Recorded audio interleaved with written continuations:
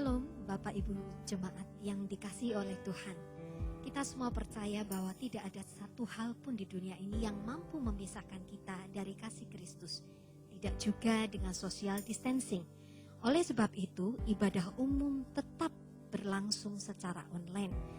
Pada hari Minggu tanggal 3 Mei, pagi pukul 6 dan sore pukul 5. Ibadah kali ini akan disertai dengan perjamuan suci. Bagi Bapak Ibu jemaat yang sudah mengikuti komsel, hosti dan anggur bisa dibagikan oleh ketua komsel masing-masing. Dan bagi Bapak Ibu yang belum ikut komsel, hosti dan anggur dapat diambil di gereja selama jam kantor pagi pukul 9.30 sampai dengan pukul 13.30 dari hari Selasa sampai dengan hari Sabtu. Selain itu, Bapak Ibu bisa mendampingi putra dan putri Bapak Ibu untuk tetap mengikuti sekolah minggu online setiap hari Minggu pukul 9 pagi.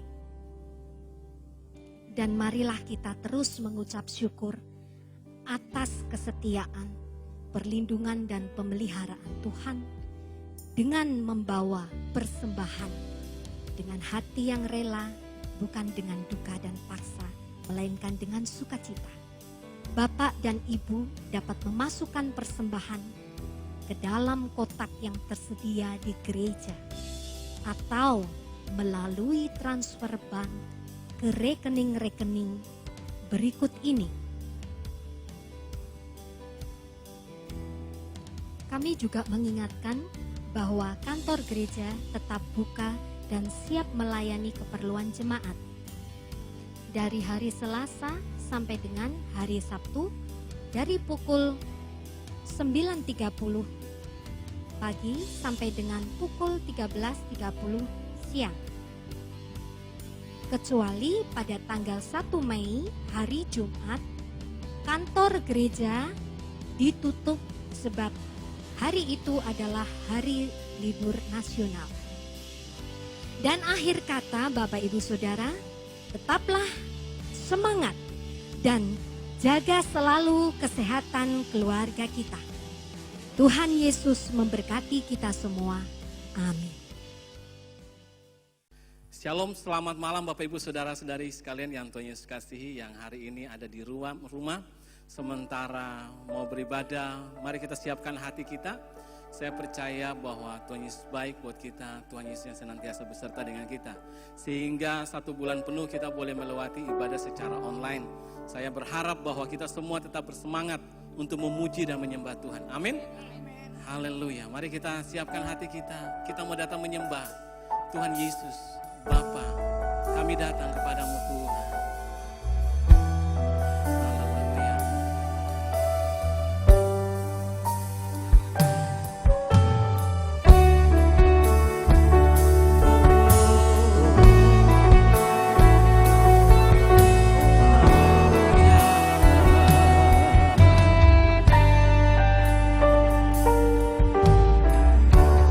Bapakku datang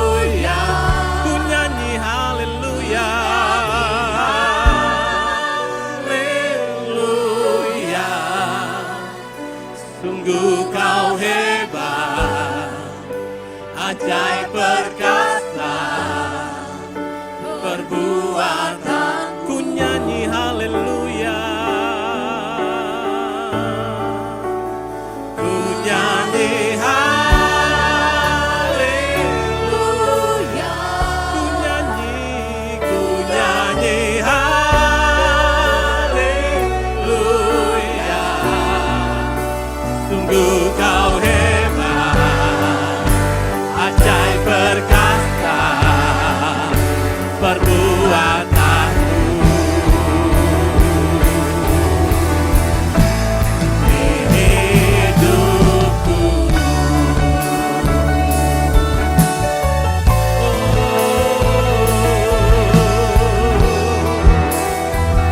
Bapakku datang, Bapakku datang,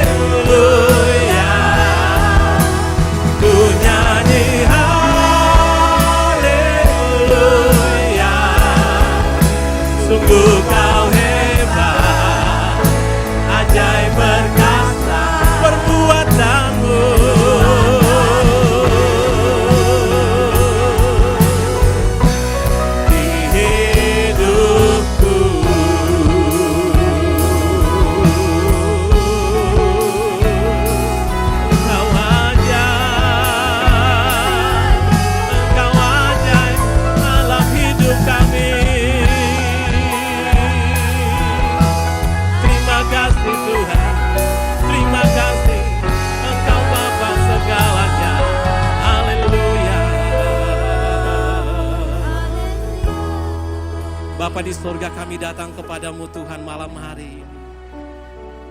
Kami percaya firman-Mu ya dan amin Tuhan Yesus. Kami tidak akan takut, kami tidak akan bimbang sebab Engkau beserta dengan kami Tuhan. Kami percaya di mana 2-3 orang berkumpul atas nama Tuhan, di situ Engkau hadir Tuhan. Dan Engkau menyatakan akan kemuliaan-Mu Tuhan, di mana kami boleh beribadah di rumah-rumah kami masing-masing Tuhan. Kami percaya kami mengundang Engkau Bapa hadir dalam kehidupan kami. Ketika Engkau hadir Tuhan, sesuatu pasti terjadi.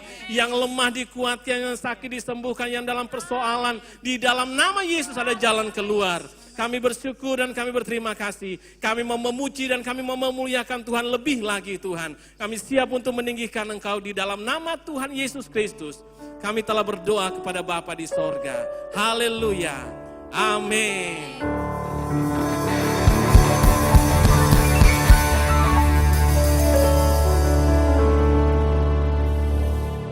Bapak Ibu, baik-baik saja. Amin. Saya percaya ketika Bapak Ibu yang ada di rumah yang sementara beribadah pada malam hari ini, kita mau beribadah dengan sungguh-sungguh, amin.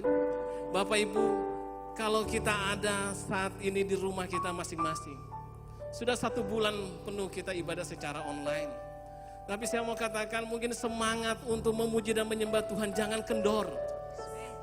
Jangan lemas, mari kita semangat untuk melayani Tuhan. Bapak Ibu, saya undang kita semua bangkit berdiri. Yang di rumah pun, ayo mari bangkit berdiri.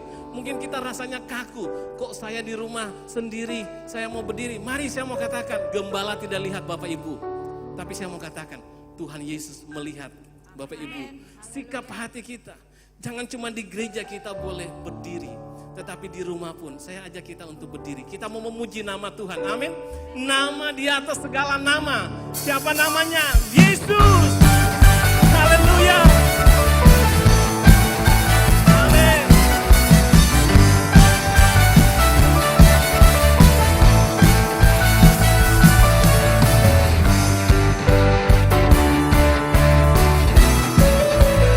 Namanya Tuhanku.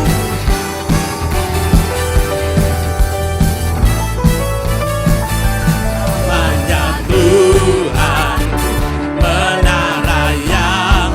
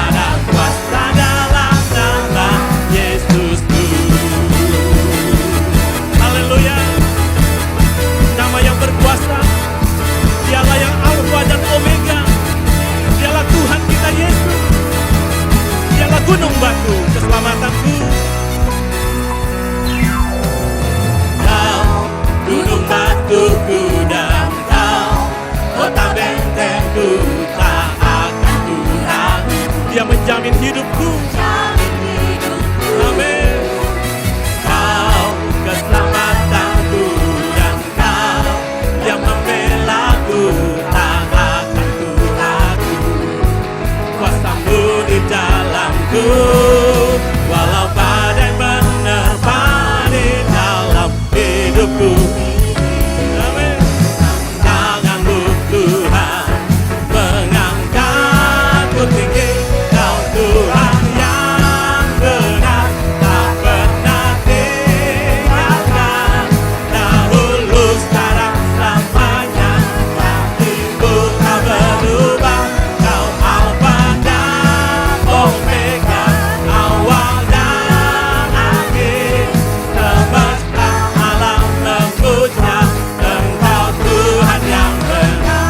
Kau Tuhan yang benar, tak pernah tinggalkan.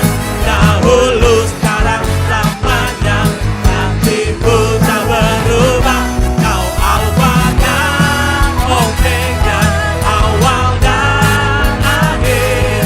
Semesta alam memuja Engkau Tuhan yang benar. Haleluya. Dialah Tuhan kita, Dia Allah kita, Dialah Alfa dan Omega. Badai menerpa di dalam hidupku ini, tanganmu Tuhan mengangkatku tinggi. Kau Tuhan yang benar, tak pernah tinggalkan. Dahulu, sekarang, selamanya, janjimu tak berubah.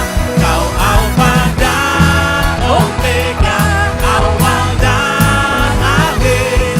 Semesta alam memuja Engkau Tuhan. Semesta alam, semesta alam, semesta. Sekali lagi. Semesta alam memuja Engkau Tuhan yang benar.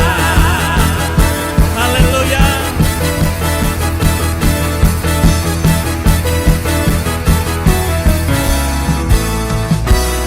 Haleluya, haleluya. Mari kita berikan tepuk tangan yang meriah sekali lagi buat Tuhan kita. Haleluya. Dia Allah yang luar biasa, amin. Dialah Allah perlindungan kita. Kita tidak perlu takut, kita tidak perlu gentar, sebab Dialah kota benteng, perlindungan kita. Dia yang senantiasa beserta dengan kita. Mazmur pasal 91 mencatat bagi kita bahwa Tuhanlah perlindungan kita. Kepada siapa kita harus berlari? Datanglah hanya kepada Yesus Tuhan kita. Kita siapkan hati kita untuk mendengarkan kebenaran firman Tuhan. Haleluya. Terima kasih Tuhan.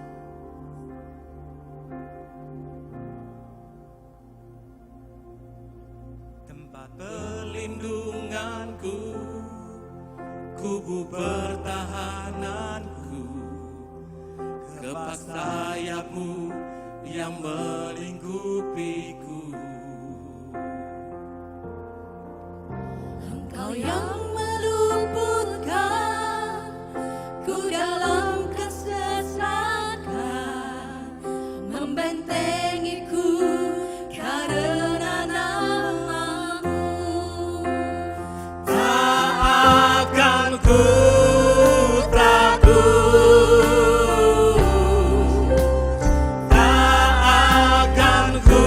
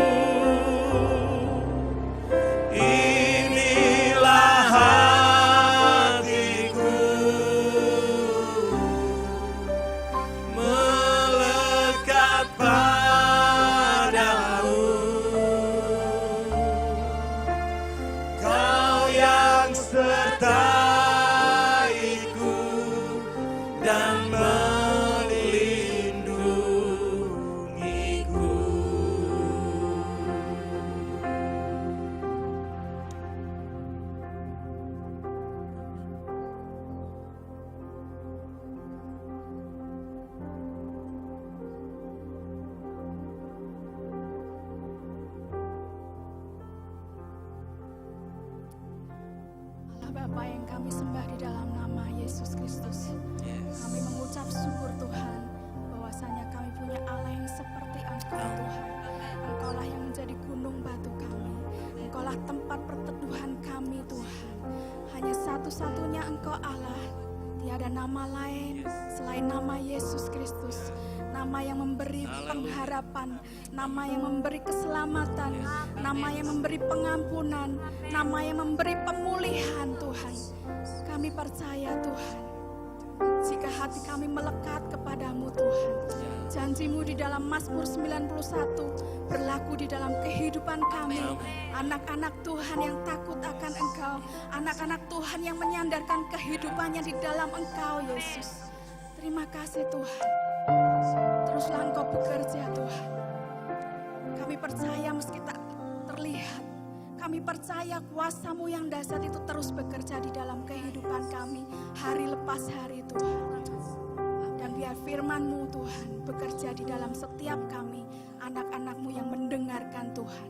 Engkau yang mengurapi hamba-Mu, biar kuasa-Mu bekerja. Meski secara online kami percaya kuasa-Mu tidak terbatas ruang dan waktu Tuhan. Terima kasih, biar kami siap mendengarkan firman-Mu di dalam satu nama, yaitu Yesus Kristus. Haleluya. Amin. Shalom, selamat sore Bapak Ibu Saudara sekalian. Berjumpa kembali walaupun kita ibadah secara online pada sore hari ini. Sebelum kita mendengarkan firman Tuhan, mari kita sama-sama berdoa. Terima kasih Tuhan, pada sore hari ini kembali kami datang padamu dengan pengucapan syukur. Kau memberikan kesempatan bagi kami Tuhan, untuk sebentar kami mau belajar akan firman-Mu Tuhan. Apa yang menjadi yang harus kami lakukan dalam kehidupan kami. Kau tuntun tiap langkah kami Tuhan, untuk supaya hidup kami berkenan di hadapan-Mu. Urapi hamba-Mu Tuhan, hamba-Mu tidak ada apa-apanya Tuhan tanpa Engkau. Engkau sendiri akan berbicara pada sore hari ini, bila firman-Mu menjadi rema dalam kehidupan setiap jemaat-Mu yang mendengarkan dimanapun mereka berada. Hanya di dalam nama Tuhan Yesus Kristus. Haleluya. Amin. Shalom, selamat sore Bapak Ibu dan sekalian. Kita berjumpa walaupun secara online pada sore hari ini.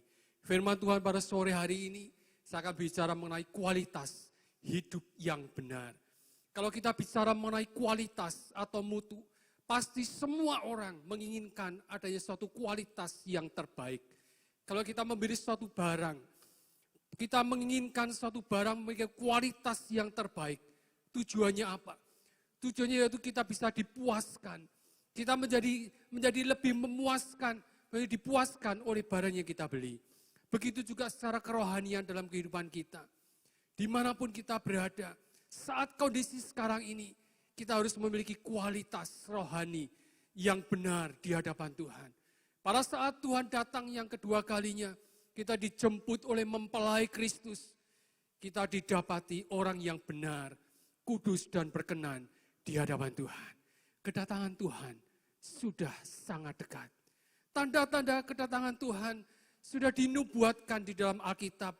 Yang kita bisa melihat bahwa terjadi malapetaka, bencana alam, bahkan kejahatan dunia yang semakin mengkhawatirkan pada saat sekarang ini. Kejahatan manusia semakin hari makin bertambah, makin mengkhawatirkan, makin memprihatinkan. Mau tidak mau, ini harus terjadi karena sudah dinubuatkan di dalam Alkitab. Kita lihat kondisi sekarang ini dengan adanya pandemik COVID-19 yang sudah menjangkit hampir di seluruh dunia. Sudah lebih dari 200 negara dia terinfeksi virus corona ini. Lebih dari 2,3 juta orang dia sudah terinfeksi. Dan lebih dari 530 ribu orang dia meninggal dunia karena virus corona. Bencana alam yang terjadi saat sekarang ini. Baru-baru ini kita mendengar ada terjadi badai tornado di Mississippi, Amerika Serikat. Di awal bulan April 2020. Badai tornado ini yang menghantam Mississippi di Amerika Serikat. Menewaskan lebih dari 6 orang. Dan lebih dari 300 rumah rusak parah. Dan badai tornado juga terjadi di Tennessee, Tenggara Tennessee, Amerika Serikat di awal bulan Maret yang lalu. yang menewaskan lebih dari 22 orang meninggal dunia. Kemudian badai abu yang terjadi di Spanyol di awal bulan Februari yang membuat seluruh bandara menjadi lumpuh. Apalagi kalau kita lihat suatu hal yang sangat memprihatinkan sekarang ini. Kejahatan manusia akan makin lama makin meningkat. Terlebih kalau kita lihat perkembangan dunia yang terjadi sekarang ini. Justru di anak-anak remaja lah. Mereka sudah melakukan kejahatan kriminal. Bukan kriminal biasa. Tetapi mereka sudah melakukan kejahatan seksual. Di usia belasan tahun mereka sudah melakukan pembunuhan. Mereka sudah membunuh, memperkosa, dan lain sebagainya. Mengapa hal ini terjadi? Padahal mereka masih usia remaja, masih usia belasan tahun. Seorang psikolog, dia meneliti penyebab kenapa kondisi sekarang anak-anak masih usia belasan tahun. Dia sudah melakukan tindakan kriminal yang sangat luar biasa. Memang kalau kita lihat masa remaja adalah masa yang penuh gejolak. Masa remaja anak-anak yang kritis. Di tengah dia mengalami masa transisi ke masa yang dewasa. Membuat remaja itu sangat rentan. Terpengaruh oleh kenakalan yang kelewat batas. Terpengaruh oleh pergaulan yang tidak benar. Sehingga kenakalan remaja masa kini dipengaruhi oleh banyak hal. Yaitu ada beberapa faktor internal dari dalam keluarga. Mungkin dia di dalam keluarga dia merasa tidak dipuaskan. Di dalam keluarga dia mengalami suatu akar kepahitan yang luar biasa. Kemudian dia keluar, ada faktor lingkungan, faktor eksternal, faktor di luar, faktor pergaulan bebas, faktor pergaulan yang tidak baik yang mempengaruhi anak-anak remaja usia belasan tahun ini. Ini menjadi tanggung jawab kita sebagai orang tua dan tanggung jawab kita sebagai keluarga. Oleh karena itu, sangatlah penting kita sebagai orang tua mempersiapkan anak-anak kita sejak dari dini. Kita tanamkan dasar yang benar, dasar yang kuat, dasar kerohanian yang kuat. Sehingga anak kita memiliki kualitas hidup yang benar. Yaitu pentingnya memiliki kualitas ini. Supaya apa? Supaya tidak gampang terpengaruh oleh keadaan lingkungan sekitar. Remaja adalah penerus bangsa. Di tangan mereka lah masa depan bangsa ini ditentukan. Jadikan mereka menjadi anak-anak yang memiliki suatu karakter yang kuat. Memiliki iman yang kuat. Memiliki iman yang tangguh. Dia memiliki orang yang bermoral dan takut akan Tuhan. Di dalam Amsal 29 ayat yang ke-17. Firman Tuhan katakan, didiklah anakmu, maka ia akan memberikan ketentraman kepadamu dan mendatangkan sukacita kepadamu. Didiklah anakmu, maka ia akan memberikan ketentraman kepadamu. Kalau kita sudah menanamkan dasar yang kuat sejak dari dini, pada saat anak usia kita sudah menanjak dewasa, akan membuat satu ketentraman dan sukacita kepada kita sebagai orang tua. Kualitas hidup yang benar adalah hidup seturut dengan firman Tuhan. Memiliki iman yang kuat, iman yang tangguh. Dan dalam menghadapi pengaruh lingkungan yang tidak benar, pergaulan yang tidak benar, iman tidak tumbuh begitu saja. Sekali lagi saya katakan bahwa iman itu tidak tumbuh begitu saja. Tetapi iman tumbuh melalui mendengar akan firman Tuhan. Di dalam Roma 10 ayat 17 dikatakan bahwa jika iman timbul, jadi iman timbul dari pendengaran. Dan pendengaran oleh firman Kristus. Bapak Ibu sekalian, pentingnya kita memiliki satu pondasi. Iman yang benar pada firman Tuhan. Cara Tuhan untuk membentuk iman kita. Menjadi suatu iman yang kuat. Iman yang bisa bertumbuh dewasa. Ini melalui sebuah krisis. Sebuah proses. Krisis dan perubahan yang kita sebut dengan problem dan masalah. Atau badai menjadi yang ada dalam kehidupan kita, yang ada di dalam hidup kita. Ini adalah mulai proses supaya iman kita bisa bertumbuh. Seperti yang sedang terjadi saat sekarang ini. Tuhan izinkan badai malapetaka pandemi COVID-19 yang sedang melanda dunia. Badai angin tofan yang melanda di mana-mana. Dan berbagai macam badai yang sedang terjadi saat sekarang ini. Badai apa yang Bapak Ibu Saudara sekalian sekarang hadapi saat sekarang ini? Inilah yang namanya proses untuk apa? Untuk mencapai suatu perubahan dan pendewasaan iman kita kepada Tuhan Yesus Kristus untuk menjadikan manusia menjadi lebih baik. Bapak Ibu sekalian, tidak ada seorang manusia pun yang akan lepas dari yang namanya badai kehidupan. Suka atau tidak suka, semua orang pasti mengalami satu namanya badai kehidupan. Baik dia mereka orang kaya, orang miskin, dia umat Tuhan ataupun dia bukan umat Tuhan. Badai itu tidak pernah memilih siapa kita. Siapapun kita, pasti kita akan mengalami badai kehidupan. Dia tidak memilih-milih siapa kita. Untuk bisa mengatasi tantangan badai atau krisis dalam kehidupan kita. Supaya kita bisa keluar menjadi seorang pemenang. Bahkan lebih daripada pemenang. Kita memerlukan, harus memiliki dasar yang kuat, yaitu iman yang kuat. Apabila kita tidak memiliki dasar atau pondasi yang kuat, hidup kita akan menjadi berantakan. Hidup kita tidak memiliki pengharapan. Hidup kita tidak akan memiliki masa depan. Mengapa manusia gampang jatuh dalam dosa? Mengapa manusia mudah terpengaruh oleh lingkungan? Mengapa kita mudah terpengaruh oleh pergaulan yang menyesatkan? Karena dia tidak memiliki dasar yang kuat. Tidak ada firman Tuhan di dalam hatinya. Alkitab mencatat ada dua macam dasar. Yaitu mengenai perumpamaan di dalam membangun sebuah rumah. Kita baca sama-sama dalam Matius 7 ayat yang ke-24 sampai dengan yang ke-27. Silakan. Matius 7 ayat yang ke-24 sampai yang ke-27, dua macam dasar.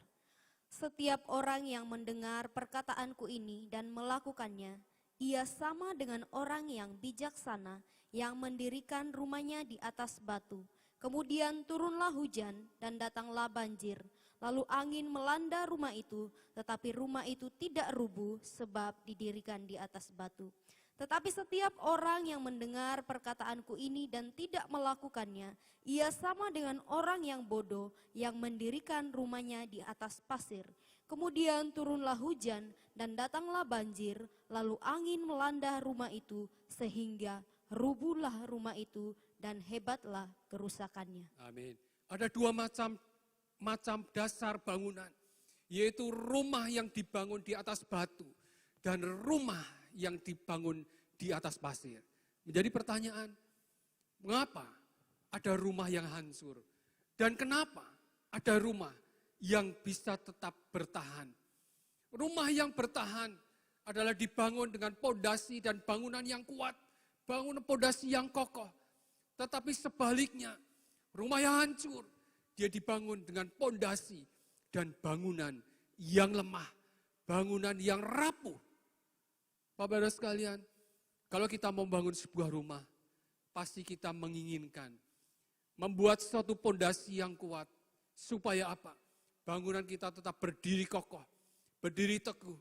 Oleh karena itu pentingnya, sangat penting sekali dasar pondasi ini yang harus ada dalam setiap bangunan rumah rohani kita.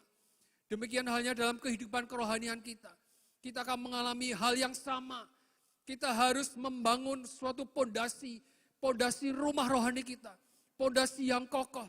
Di mana pada saat kita memiliki pondasi yang kokoh, yaitu dibangun di atas batu, yaitu di atas Tuhan Yesus Kristus. Pada saat badai itu datang, kita tidak akan hancur. Tetapi sebaliknya, kalau kita salah membuat satu dasar, yaitu kita membangun bangunan rumah kita di atas pasir. Pada saat badai itu datang, maka hancurlah rumah kita. Dikatakan dalam ayat firman Tuhan ini, akan hebatlah kerusakannya. Matius 7 ayat 24 sampai 27 ini, kalau kita teliti kembali, ada dua macam manusia, yaitu orang yang bijaksana dan orang yang bodoh. Orang yang bijaksana, yaitu dia membangun rumah di atas batu. Dikatakan bahwa dia membangun rumah di atas batu adalah orang yang mendengarkan dan melakukan firman Tuhan. Sehingga pada saat angin tofan dan badai itu datang, maka rumah itu tidak akan mengalami kerusakan karena dia berdiri di atas batu, di atas pondasi yang kuat, memiliki pondasi yang kokoh.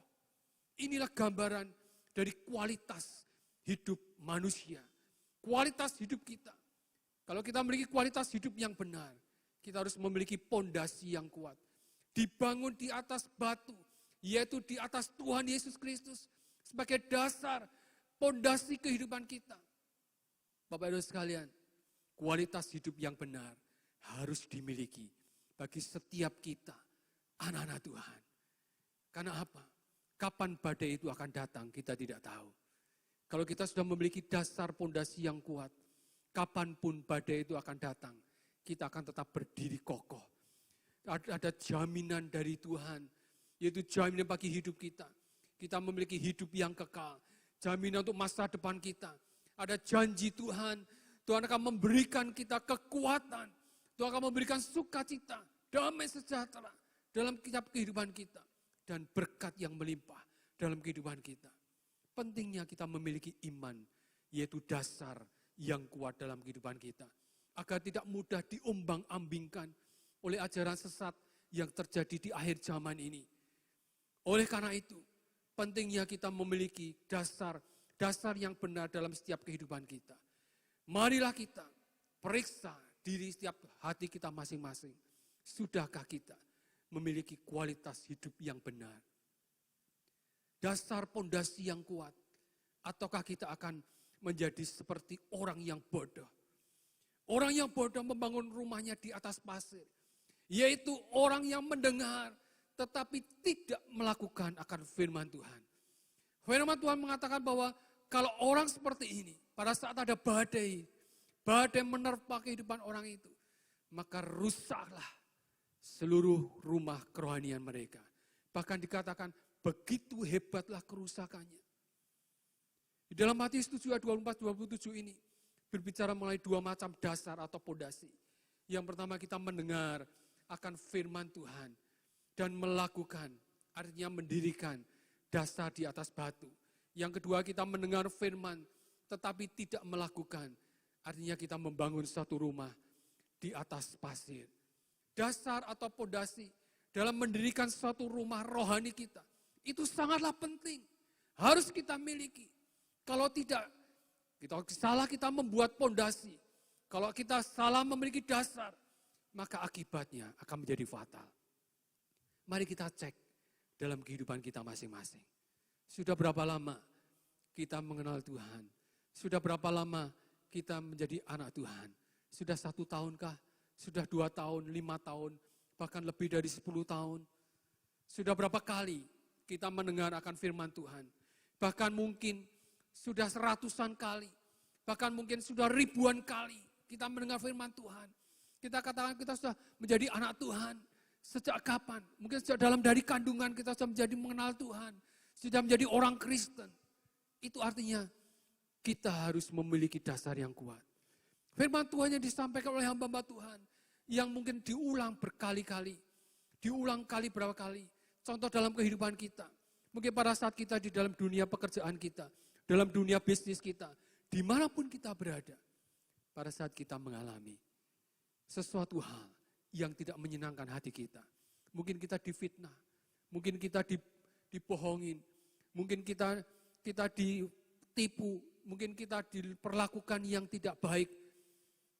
Kita sebagai manusia, apa menjadi respon pada saat kita menghadapi hal seperti itu?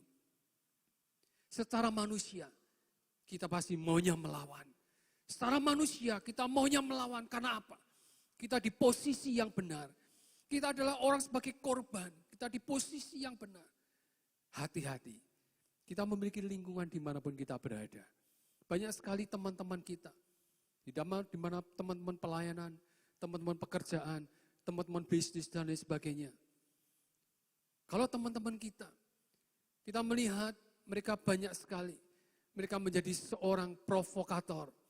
Dia menjadi menjadi yang istilahnya dia menjadi kompor dimanapun kalau ada masalah dia ngompor-ngompori. Kalau kita lihat kompor itu menyala dengan api untuk memasak itu baik. Tetapi kompor itu apinya menyala kalau sampai membakar rumah. Itu ada satu hal yang tidak baik. Hati-hati dengan provokator-provokator yang terjadi saat sekarang ini. Kita harus bisa memilah. Dikatakan firman Tuhan katakan bahwa jika kamu mengampuni kesalahan orang, Bapamu yang di surga akan mengampuni kamu juga. Tetapi jika tidak, maka Bapamu yang di surga tidak akan mengampuni kesalahanmu. Dalam Matius 6 ayat 14 sampai dengan ke-15. Bapak Ibu sekalian, apa menjadi respon kita? Bisakah kita melepaskan pengampunan? Bisakah kita mengampuni dalam kehidupan kita? Satu hal memang tidak mudah untuk kita lepaskan pengampunan. Jika kita mengampuni, berarti kita adalah orang yang bijaksana. Orang yang bijaksana, dia membangun rumah di atas batu, yaitu di atas Tuhan Yesus Kristus. Pada saat dia mendengar firman Tuhan, dan dia melakukan firman Tuhan, itulah orang yang bijaksana.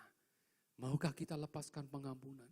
Maukah kita mengasihi sesama kita, dimanapun kita berada? Bapak Ibu sekalian, menjadi satu pertanyaan lagi. Mengapa harus ada badai kehidupan? Mengapa harus ada badai kehidupan? Karena kita sebagai manusia, kita protes pada Tuhan. Tuhan, kenapa aku harus mengalami badai kehidupan? Mengapa Tuhan, aku harus mengalami hal seperti ini?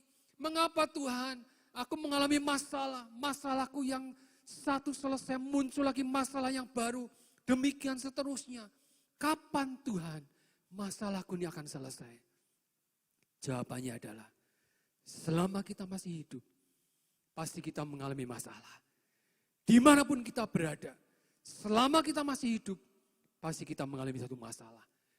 Apalagi kalau kita sudah dipanggil oleh Tuhan, kita tidak akan mengalami masalah lagi. Itu sudah selesai.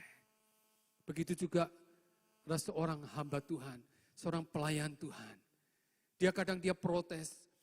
Anak-anak Tuhan, karena dia protes, Tuhan, kenapa badai ini selalu ada dalam hidupku? Aku kan sudah percaya pada Engkau Tuhan. Katanya Engkau akan memberikan berkat kekuatan bagiku Tuhan. Aku kan sudah percaya Engkau. Aku sudah menjadi pelayan-Mu Tuhan. Aku sudah melayani Engkau sekian puluh tahun lamanya. Oh Tuhan, kenapa ini terjadi? Kenapa Tuhan aku sudah ibadah dengan setia? Aku sudah memberikan persembahan. Kenapa badai ini tidak pernah akan berlalu dalam kehidupanku? Kenapa masalahku yang kuhadapi bukannya makin hari makin ringan? Masalah yang aku hadapi makin hari rasanya makin berat. Bapak-bapak sekalian, jawabannya adalah, kalau engkau ingin mengalami suatu mujizat dalam kehidupanmu, itu pasti melalui masalah. Mujizat itu tidak akan bisa datang dengan tiba-tiba tanpa adanya masalah. Melalui masalah inilah kita akan mengalami mujizat daripada Tuhan. Tidak mungkin mujizat itu datang dengan tiba-tiba. Tidak mungkin tiba-tiba datang uang segebok. Segebok ini datang jatuh dari langit begitu saja. Ada mujizat Tuhan. Tidak mungkin itu yang terjadi tanpa melalui satu masalah. Oleh karena itu, janganlah kita mudah menyerah. Jangan pernah menyerah, seperti pujian katakan. Jangan pernah menyerah. Jangan berputus asa. Mujizat Tuhan itu selalu ada pada saat kita mau setia dan percaya. Bapak Ibu sekalian, badai atau krisis yang Tuhan izinkan, ini adalah proses. Proses agar apa? Iman kita menjadi semakin kuat. Agar iman kita menjadi semakin kokoh. Menjadi semakin dewasa rohani. Ada dua hal. Dengan adanya badai, Tuhan izinkan terjadi dalam kehidupan kita. Yang pertama, apakah kita hidup dalam firman Tuhan ataukah tidak? Melalui badai, kita akan diuji oleh Tuhan. Melalui badai ini akan teruji siapakah yang benar-benar hidup dan tinggal di dalam firman Tuhan, ataukah siapa yang tidak. Orang yang hidup dalam firman Tuhan, dia akan mengerti, dia akan menyadari bahwa ini ada maksud Tuhan maksud Tuhan yang terbaik dalam kehidupanku. Dia akan memurnikan iman kita. Dia akan memurnikan apa yang menjadi kepercayaan kita pada Tuhan. Seperti halnya emas. Emas itu akan menjadi emas yang murni. Dia harus dipanaskan melalui satu proses. Proses yang tidak mudah. Kalau emas hanya dipanaskan sekian ratus derajat, hasilnya masih kurang baik. Tetapi emas murni, kalau dipanaskan hingga mencapai suhu 1400 derajat Celcius, maka emas itu akan menjadi keluar menjadi emas yang murni. Kalau orang membuat emas yang kadarnya 99,9%, dia harus dipanaskan lebih dari 1400 derajat Celcius. Satu hal proses yang luar biasa. Begitu juga dalam kehidupan rohani kita. Kita melalui proses yaitu dimurnikan. Seperti dalam Daniel 12 ayat yang ke-10 firman Tuhan katakan. Banyak orang akan disucikan dan dimurnikan dan diuji. Tetapi orang-orang fasik akan berlaku fasik. Tidak seorang pun dari orang fasik itu akan memahaminya. Tetapi orang-orang bijaksana akan memahaminya. Haleluya. Banyak orang akan disucikan dan dimurnikan dan diuji. Kalau orang fasik dia tidak memahami akan hal seperti ini. Tetapi orang-orang yang bijaksana, dia akan memahami maksud Tuhan ini. Orang yang hidup dalam firman, yaitu orang yang dia senantiasa, dia berdiri teguh karena dia menyadari bahwa Tuhan memberikan segala sesuatu pencobaan-pencobaan yang Tuhan berikan pada kita tidak akan melebihi dari kekuatan kita. Di dalam 1 Korintus 10 ayat 13 dikatakan bahwa pencobaan-pencobaan yang kamu alami ialah pencobaan-pencobaan biasa yang tidak melebihi kekuatan manusia. Sebab Allah setia dan karena itu ia tidak akan membiarkan kamu dicobai melampaui kekuatanmu. Pada waktu kamu dicobai, ia akan memberikan kepadamu jalan keluar sehingga kamu dapat menanggungnya.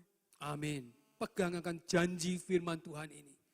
Kalau kita ada dalam firman Tuhan, kita menyadari bahwa pencobaan-pencobaan yang kita hadapi, Tuhan janjikan tidak akan melebihi batas kekuatan kita. Tuhan tahu persis apa yang menjadi kekuatan kita. Dan terlebih, Tuhan akan memberikan kepada kita jalan keluar sehingga kita dapat menanggungnya bersama-sama dengan Tuhan. Orang yang hidup dalam firman, orang yang hidup dalam firman Tuhan adalah orang yang menanti-nantikan dan dia menaruh harapannya hanya kepada Tuhan. Orang seperti ini, dia tidak akan pernah lelah mengikut Tuhan. Orang yang seperti ini diumpamakan seperti burung Raja Wali yang dia bisa naik terbang tinggi dengan kekuatan sayapnya. Di dalam Yesaya 40 ayat yang ke-31 firman Tuhan katakan, Tetapi orang-orang yang menanti-nantikan Tuhan mendapat kekuatan baru. Mereka seumpama Raja Wali yang naik terbang dengan kekuatan sayapnya. Mereka berlari dan tidak menjadi lesu. Mereka berjalan dan tidak menjadi lelah. orang yang menanti-nantikan Tuhan akan mendapatkan kekuatan yang baru. Oleh karena itu kita belajar firman Tuhan pada sore hari ini seperti burung Raja Wali adalah sejenis burung yang unik. Burung Raja Wali ini dia tidak pernah takut akan badai. Beda halnya dengan burung-burung yang lain. Kalau burung-burung yang lain pada saat dia menghadapi badai, dia akan sembunyi, dia akan merasa ketakutan. Tetapi beda halnya dengan burung Raja Wali. Justru pada saat badai itu datang, dia bisa menikmati badai itu. Dia bisa terbang naik tinggi. Bahkan dia bisa melampaui badai itu. Dia bisa menikmati akan badai itu. Bagaimana dengan badai kehidupan kita? Bagaimana dengan kondisi kehidupan kita saat sore hari ini? Apakah kita berusaha menghindar dari badai dalam kehidupan kita? Apakah kita berusaha lari dari kehidupan kita, dari badai kehidupan kita? Atau sebaliknya, kita seperti burung Raja Wali yang justru menyukai badai itu. Dan menjadikan badai itu, dia membuat semakin bisa terbang tinggi di atas. Suka atau tidak suka, suatu saat kita akan mengalami badai ini. Suka atau tidak suka, satu saat kita mengalami akan badai kehidupan ini. Satu hal yang harus kita pegang, marilah kita seperti burung Raja Wali yang menjadikan badai itu bukan menjadi musuh, bukan menjadi ketakutan, tetapi menjadi sebuah sarana untuk bisa terbang makin tinggi dan lebih tinggi lagi. Jadikan badai itu membuat kerohanian kita semakin tinggi, semakin lebih tinggi lagi. Iman kita makin didewasakan, iman kita makin dikuatkan. Bahkan kita akan menjadi keluar, menjadi seorang pemenang, lebih daripada pemenang. Hal yang kedua, dengan adanya badai ini, membuktikan bahwa apakah kita menjadi seorang Kristen sekam ataukah tidak. Di dalam ayat 21 ayat 18 katakan bahwa mereka menjadi seperti jerami di depan angin, seperti sekam yang diterbangkan oleh badai.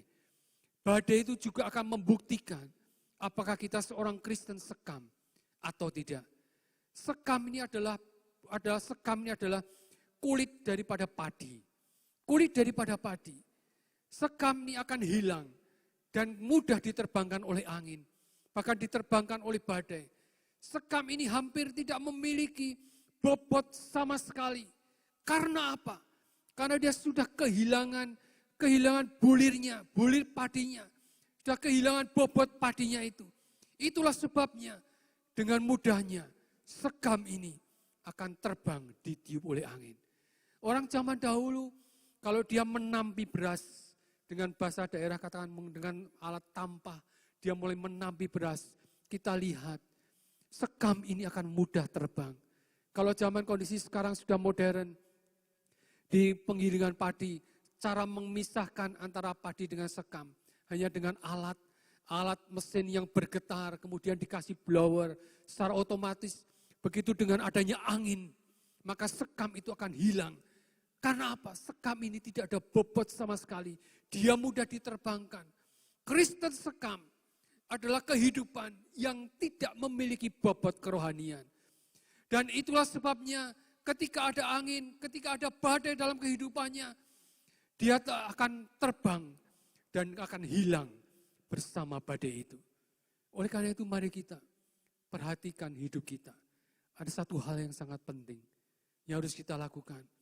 Apakah kita punya bobot rohani? Yaitu apakah kita punya firman Tuhan dalam kehidupan kita ataukah tidak? Badai kehidupan akan membuktikan apakah kita memiliki Kristen yang berbobot ataukah tidak. Badai itu akan membuktikan apakah kita benar-benar memiliki kerohanian yang berbobot ataukah tidak dalam kehidupan kita.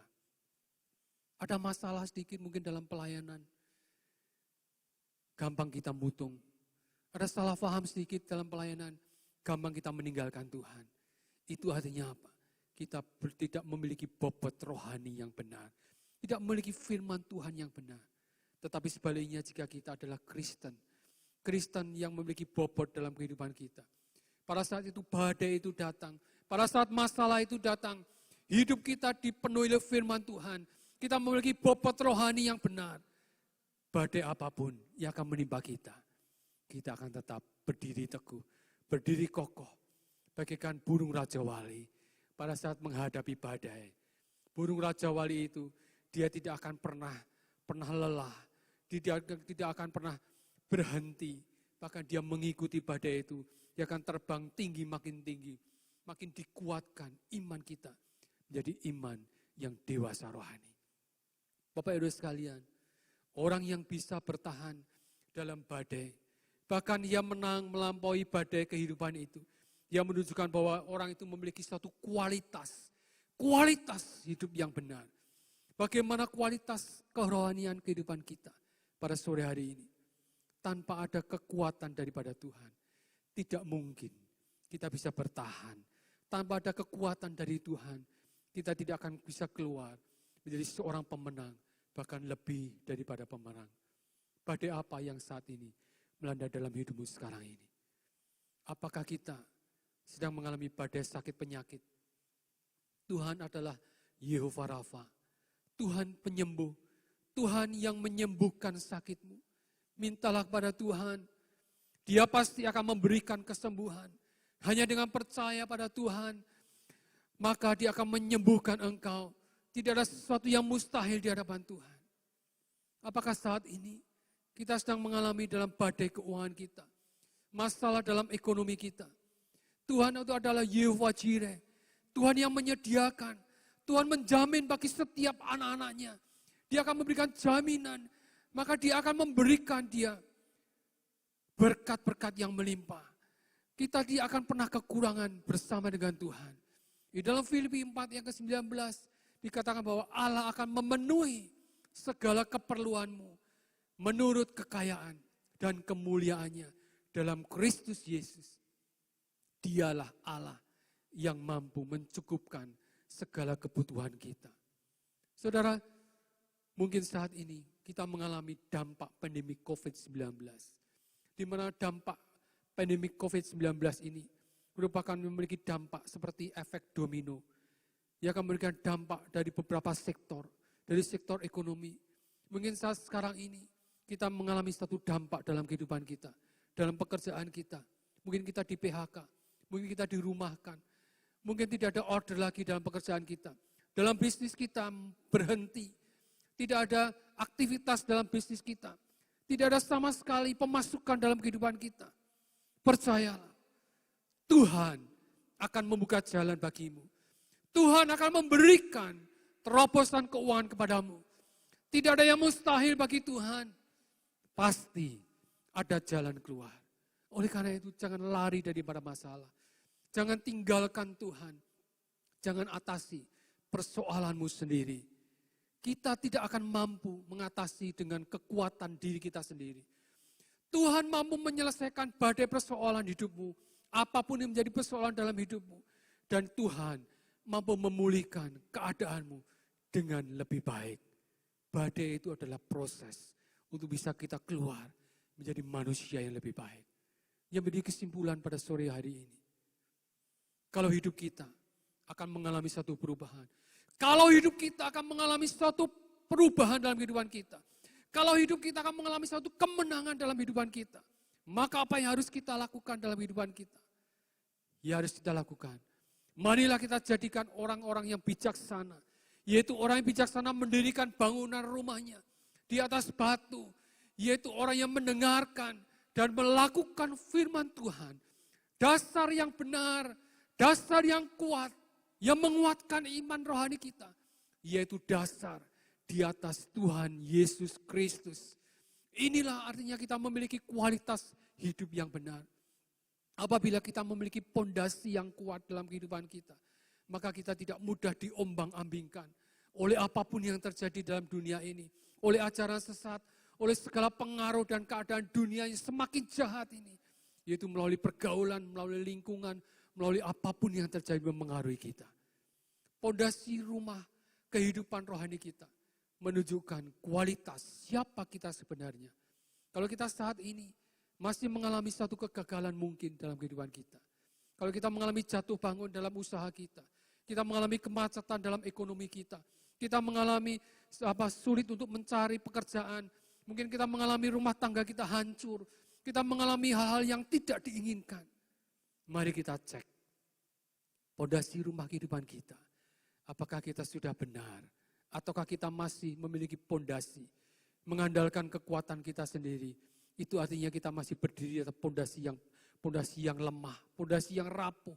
Tetapi kita harus kembali membangun pondasi yang benar. Yaitu pondasi yang kuat di atas Tuhan Yesus Kristus. Pondasi yang benar di atas Tuhan Yesus Kristus yang walaupun kita mengalami badai yang keluar menghantam kita. Maka kita akan tetap kuat dan berdiri teguh bersama-sama dengan Tuhan. Masa depan anak-anak kita itu ada di tangan kita. Oleh karena itu pentingnya kita tanamkan dasar yang benar. Pentingnya kita tanamkan dasar yang benar pada anak-anak kita. Supaya apa? Anak-anak kita nantinya bertumbuh dewasa. Dimanapun anak-anak kita berada. Kita tidak akan khawatir lagi akan anak kita. Karena dia sudah memiliki pondasi yang kuat. Dengan adanya badai ini. Membuktikan apakah hidup kita ada dalam firman Tuhan ataukah tidak. Kalau kita hidup dalam firman Tuhan, maka kita akan mengerti akan maksud Tuhan dalam kehidupan kita. Karena Tuhan akan memproses hidup kita. Tuhan akan menyucikan kita. Tuhan akan memurnikan iman percaya kita. Untuk kita menuju kepada pendewasaan iman secara rohani dalam kehidupan kita. Kalau kita hidup dalam firman, maka kita akan percaya. Kita akan mengalami, kita akan yakin bahwa percobaan-percobaan yang Tuhan berikan bagi kita, itu tidak akan melampaui batas kekuatan kita. Justru Tuhan tahu persis apa menjadi kekuatan manusia. Dia akan memberikan jalan keluar bagi kita. Bahkan dia akan memberikan kemenangan bagi kita. Kalau kita hidup dalam firman, maka orang-orang yang hidup dalam firman adalah orang-orang yang menanti-nantikan. Dan dia menaruh harapannya hanya kepada Tuhan. Bagaikan seperti burung Raja Wali. Pada saat dia menghadapi badai, dia tidak lari dari badai itu. Tetapi dia bisa menikmati akan badai itu. Dia bisa terbang tinggi, naik ke atas. Dia bisa keluar menjadi pemenang, bahkan lebih daripada pemenang. Bapak-Bapak sekalian, dengan adanya badai, membuktikan apakah Kristen kita menjadi Kristen sekam ataukah bukan. Kalau Kristen sekam tidak memiliki bobot rohani, tidak ada firman Tuhan dalam kehidupan kita, maka akan mudah diterbangkan oleh angin pencobaan, akan mudah diterbangkan oleh badai, maka kita akan hilang, tidak ada bekas. Tetapi kalau kita memiliki bobot firman Tuhan, maka kita tidak akan mudah terpengaruh, kita tidak akan mudah diterbangkan oleh angin, badai yang menerpa dalam kehidupan kita. Mari sore hari ini, pondasi seperti apa yang kita miliki saat sekarang ini? Kualitas hidup seperti apa yang kita miliki pada saat sore hari ini? Pondasi harus kuat, yaitu kita memiliki dasar yang kuat, yaitu di atas firman Tuhan. Tuhan Yesus Kristus menjadi dasar pondasi yang kuat. Sehingga jadilah kita menjadi orang yang bijaksana. Membangun rumah di atas batu, yaitu mendengar dan melakukan firman Tuhan. Pada saat kita melakukan firman Tuhan, kita seperti burung Raja Wali. Kita tidak takut akan badai menerpa dalam kehidupan kita. Bahkan kita bisa menang. Oleh karena Dia, oleh karena Tuhan yang mengasihi kita. Kita bersama-sama dengan Tuhan. Kita bisa menang mengatasi badai dalam kehidupan kita. Amin. Tuhan Yesus memberkati. Mari kita tutup dalam doa. Terima kasih Tuhan. Pada sore hari ini, kami percaya Tuhan, Engkau mempersiapkan bagi kami, anak-anak-Mu yang mendengarkan firman Tuhan, dimanapun mereka berada Tuhan. Berikan kami Tuhan pengertian yang benar dalam kehidupan kami.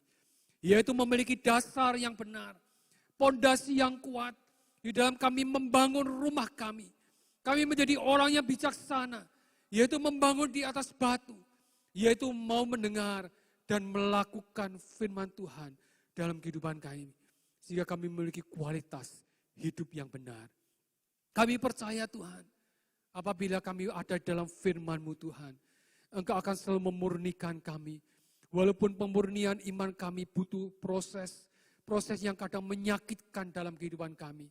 Tetapi kami yakin, kami akan lebih dimurnikan, lebih disucikan lagi Tuhan, iman kami. Supaya iman kami lebih didewasakan, seturut dengan kehendak-Mu Tuhan. Dan kami mau menanti-nantikan Engkau Tuhan, dengan penuh pengharapan, bahwa dimanapun kami berada, Engkau akan selalu memberikan kekuatan yang baru. Bagi kami Tuhan yang mendengarkan pada saat sore hari ini. Iman kami yang lemah Engkau kuatkan. Dimanapun kami sedang mengalami badai kehidupan, Engkau akan memberikan kami jalan keluar. Tidak ada sesuatu yang mustahil. Engkau kerjakan dalam setiap kehidupan kami.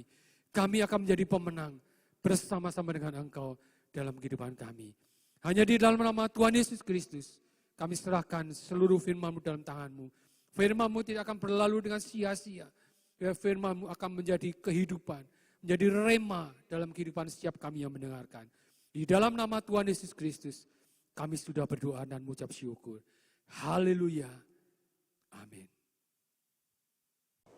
Ya, Bapak Ibu Saudara sekalian, hari ini kita sudah mendengar firman Tuhan yang disampaikan oleh hamba-Nya. Saya percaya telah memberkati Bapak Ibu Saudara sekalian, sekalipun ada di rumah masing-masing. Ya, sebab itu mari terus selama kita masih lockdown di rumah masing-masing, kita tetap mendengar akan firman Tuhan yang disampaikan setiap minggu pagi jam 6 dan sore jam 17. Ya. Mari kita tunduk kepala bersama, kita mengucap syukur, terima kasih. Bapa Surgawi, terima kasih Tuhan untuk hari ini kami sudah mendengar akan firman-Mu Tuhan. Kiranya firman-Mu boleh menjadi kekuatan pedoman bagi kami domba-domba-Mu Tuhan untuk terus maju di dalam Engkau Tuhan. Walaupun keadaan belum mengizinkan kami beribadah di gereja Tuhan, tapi bersyukur kami boleh berada di rumah masing-masing sesuai dengan firman-Mu Tuhan. Zaman wasiat baru Tuhan, perjanjian baru, bahwa kami berbakti di rumah masing-masing Bapa. Kami bersyukur Tuhan, berterima kasih. Kami serahkan seluruh sidang-Mu ke dalam tangan-Mu Tuhan. Engkau tolong beri kekuatan kesehatan yang daripada Engkau Tuhan. Engkau menjagai senantiasa dimanapun mereka berada. Engkau berkati Tuhan, berkati usahanya, berkati pekerjaannya, berkati rumah tangganya, berkati keluarganya Tuhan. Jauhkan dari segala penyakit yang tidak baik Tuhan. Engkau tolong Tuhan, jauhkan dari penyakit COVID-19 ini Bapa. Terima kasih Tuhan, terima kasih. Bapak Ibu saudara sekalian, angkat kedua belah tangan-Mu. Terimalah berkat yang dari surgawi mulai hari ini untuk selama-lamanya. Terima kasih Tuhan. Dalam nama Tuhan Yesus Kristus. Haleluya. Amin.